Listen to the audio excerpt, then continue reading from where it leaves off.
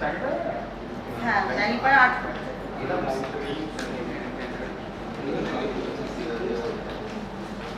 8 training plan বা programme আমাদের চলবে 3টের আগে আমাদের শেষ হবে না, তার মাঝে আমরা একবার লাঞ্চ ব্রেক দিয়ে নেব। আর আমরা আপনাদের কাছে রিকোয়েস্ট করব যে আপনারা প্রত্যেকে এখান থেকে এই সার্টিফিকেট দেওয়া করেন।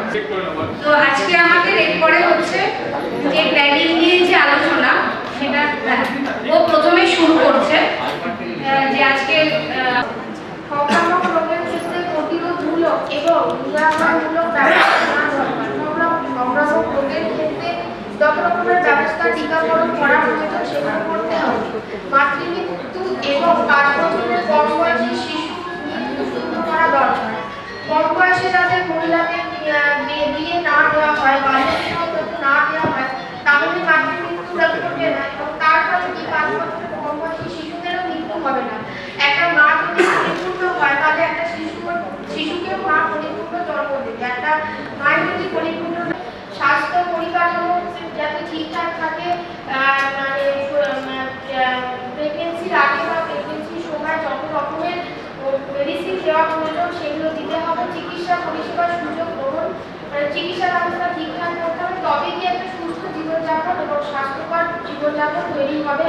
ভালোটা ভাবতে গেলে কি করতে হবে? আপনি যে গ্রাম পঞ্চায়েতের ভালোর জন্য ভাবছেন, আমরা তো সবাইকার সঙ্গে গিয়ে গিয়ে কথা বলতে পারবো না, ঠিক আছে? আমাদের বোঝার উপায় কি আছে, সরকারের বোঝার উপায় কি আছে, সহজে কি করে বুঝতে পারে সরকার? প্রধান তো কোন পঞ্চায়েতের? 8 পঞ্চায়েত।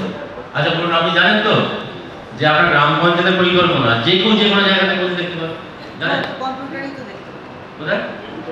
কম্পিউটারই তো দেখতে পাবে। কম্পিউটারে তো নিশ্চয়ই দেখতে পাবে, কিন্তু কিসের মাধ্যমে দেখতে পাবে, কোন পোর্টালে দেখতে পাবে জানেন? কোন পোর্টালে প্ল্যানগুলো ওঠে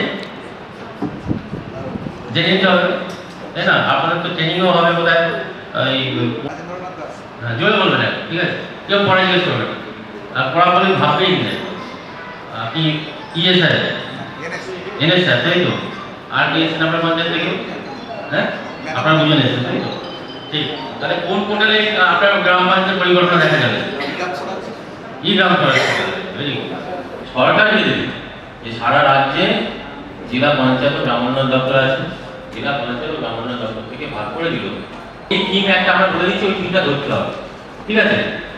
এটা হচ্ছে ওদের বেঁধে দেওয়া থিম, মানে জেলার বেঁধে দেওয়া থিম। এর সঙ্গে সঙ্গে বলা হলো কি পঞ্চায়েত মনে করলে আর একটা করে থিমকে সংকল্প নিতে পারে, ঠিক আছে? ওই জন্য দেখবেন যে এবারে আমরা 2টো করে থিম সংকল্প নিয়েছি।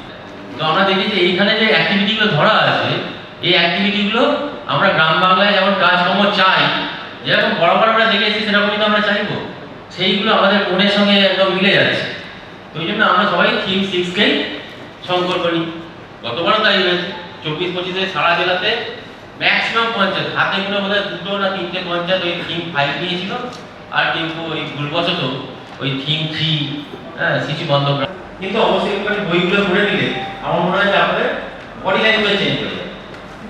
আমি আপনাদেরকে কোনোভাবেই মানে করছি না, কিন্তু হচ্ছে যে অন্য দপ্তরের লোকের সত্যি পঞ্চায়েতের যাতে সব মেম্বার জানে উদ্দেশ্য হচ্ছে, ঠিক আছে?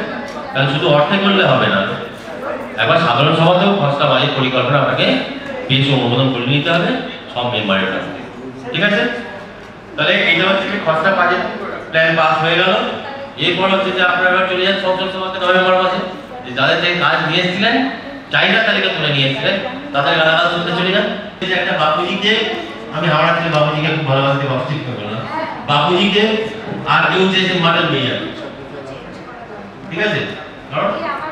এবার আমি যদি আপনাদের বলি, ভাই আমার পকেটে আগে 200 টাকাই পড়ে আছে, এবার বলুন কে কি খাবেন? এবার তখন আপনারা এবার তখন আপনারা কিন্তু বুঝে গেলেন যে হচ্ছে যে আমার কাছে টাকা হচ্ছে এইটা, আমার এর মধ্যে বলতে